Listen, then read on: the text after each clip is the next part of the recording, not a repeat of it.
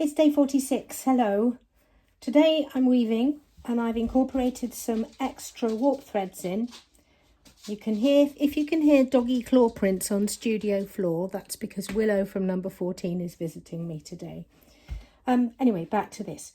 So I've incorporated these extra threads. If I raise the first shaft, I've put them all on the first shaft in these four, and they're twinned with the normal warp thread that's already going through that shaft and through the reed. So I've twinned up these four, so they should form a stripe, and the stripe you get will depend on the structure you use as well. She's being very noisy. Anyway, she'll settle down. So how I've done it is I've got warp weights hanging off the back of the warp with these threads wound around them, and then they're threaded through the same heddles, the number 1 heddle on the shaft, and they're threaded through the reed with their twin thread. And for the moment they're secured here with safety pins. Once the weave is secure, once I've woven a little bit, I'll take the safety pins out. So the structure is hopsack, which is goes over and under 2 threads at a time. So, and you do each pass twice, each pick twice. So there's 1 and there's 2, and my extra warp threads are sitting on the top there. If I change the shed now so that shaft 1 is down, those threads will get covered up. So pass 1. You might be able to see a little line there where they're covered up. Pass 2. There we are. And that's this weave structure complete. So we go back again to pass 1, and then we can see once again the weft thread is going behind these. Distracted by the dog, she's stretching now, making all sorts of weird noises with her claws. And pick 3, we'll hide these extra warp threads, and pick 4. I do find, and I should probably put little notes on my videos, when I watch them back, I quite often say weft when I mean warp, and warp when I mean weft. Warp, weft. But I do sometimes get those, the wrong word comes out. They're both 1-syllable words starting with a W. And my soggy old brain sometimes gets them muddled up. Oh, that was a wrong pick. I need to go back and unweave, because I was distracted talking about warps and wefts. I need to go back, because if you see here, I've got 1, 2, 4 and 5 down, and it should be 1 up. When these are down, the shafts are up. So I've got the wrong shafts lifted, so I have to go back and unweave to remedy that. So it should be like that, I believe. We'll soon find out what this looks like. Yes, so the weft thread is going behind the warps, the extra warps. No, yes it is, okay, which is exactly what we expected to do. She's playing with a soft toy of mine that she's stolen, is little Willow. So that's why the claws are clattering around on the floor. I never knew a dog that, well, our old dog, Shadow, she had toys, but she never really played with them, unless you played with them with her. But Willow is quite capable of playing on her own with a stuffed toy. I think these threads are secure enough now for me to take the safety pins out, which I will. Ooh, that one's got a bit underneath. There we are. These are quilter's safety pins, useful for this job. They're bent,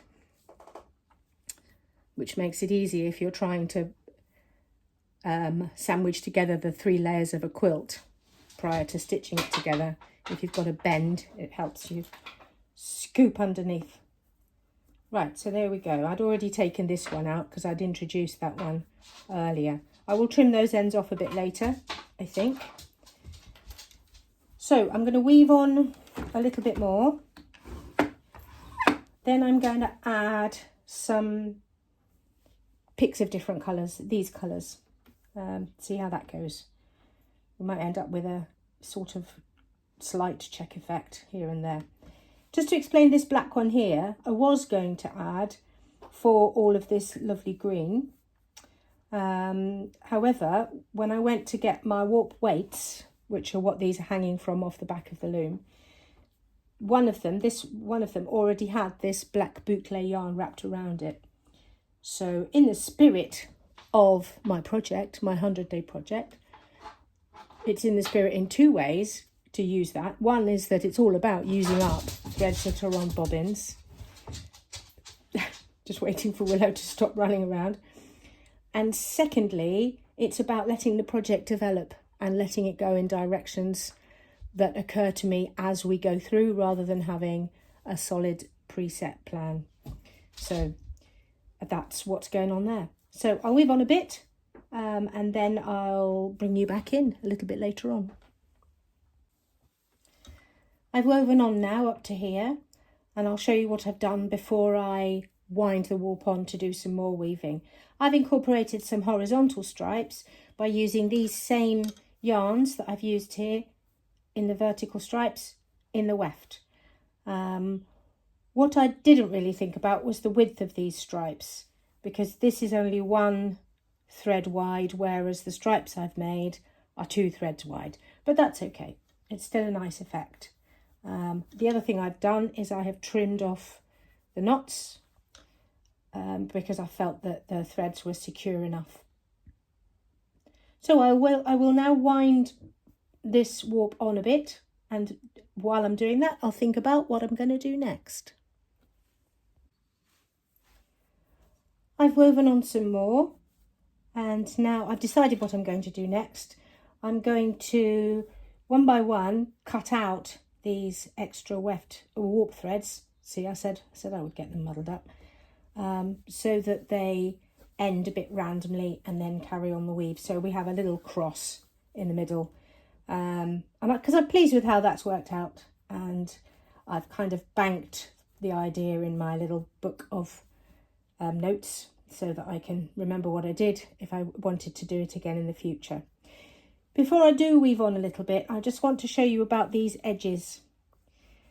What you might realise, or if you're a weaver you'll know this, with a structure like Hopsack, which has 2 picks the same, if you don't do something, the thread will just come back on its own. I'll show you what I mean. So if I do, let's call that pick 1, and I'll beat it. And if I just go back exactly the same way with pick 2, the thread will just come straight back out. So, because there's nothing to stop it at the side. So there's a couple of things you can do about that. One thing you could do is have some jiggery pokery with going over and under threads at the end to stop it pulling through. But you will end up with an edge that isn't quite neat. The way I do it, and the way lots of people do it, is by using what we call a floating selvedge. So at this side and at this side, there's an extra thread, which these are hanging off the back on warp weights. They don't go through any heddles, but they do come through the reed just at the side. So they are independent of the weave. So if I move any of the levers and shafts up and down, that just stays where it is. So the function of this, and it has a twin on the other side. The function of this is when I'm going that way, I will, or at the start of any pick, I will go over the floating selvedge, and then at the end of the pick, I will go under it. Make sure it's nice and neat. And then when I'm coming back, I will do exactly the same.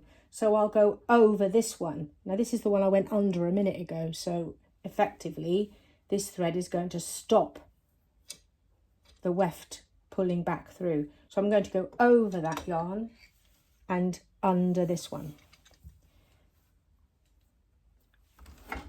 So it's stopped the yarn going through on its own.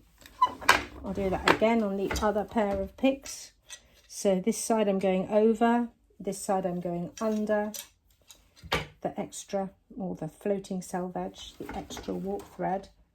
And I'm coming back, I'm going to go over the extra thread and under this one, so that with each pass you're caught down at the end. This is particularly useful with a structure like this where you don't change it in between, and it's useful in some other structures like twills where the last shaft is not necessarily engaged, or the last thread is not necessarily engaged. Right, so let's cut the odd one away. Let's make a start with that. So I think we will go first with Mr. Black Fluffy. Just realised what I do need to do is go around the back of the loom and get the weight so that it doesn't just clatter to the floor when I cut. So I've taken the weight off the floor, taken the weight off the back of the loom. So I'll cut it there and let it come forward. Pull that all the way through the back. So that's out now. Do a couple of picks. Am I right? Yes, I am. 1,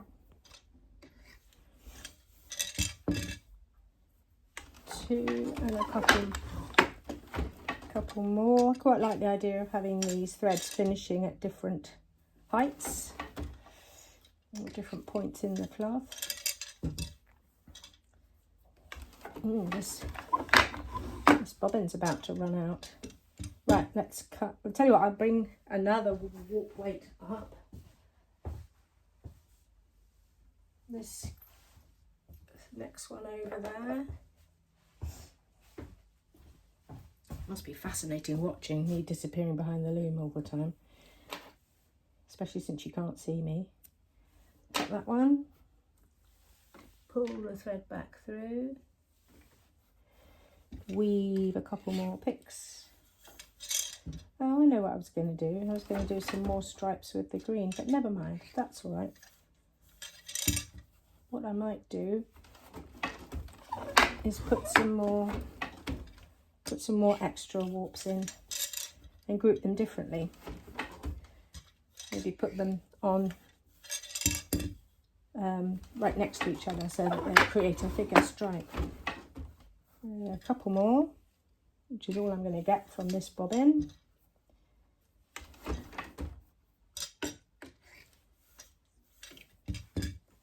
If that, there we are, just about.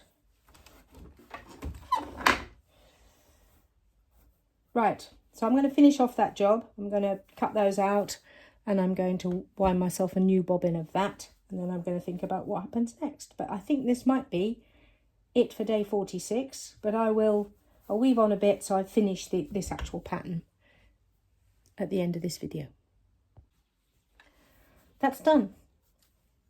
I've woven on, cut these off at different heights, and then done a little bit extra weaving just to finish it off at the top there.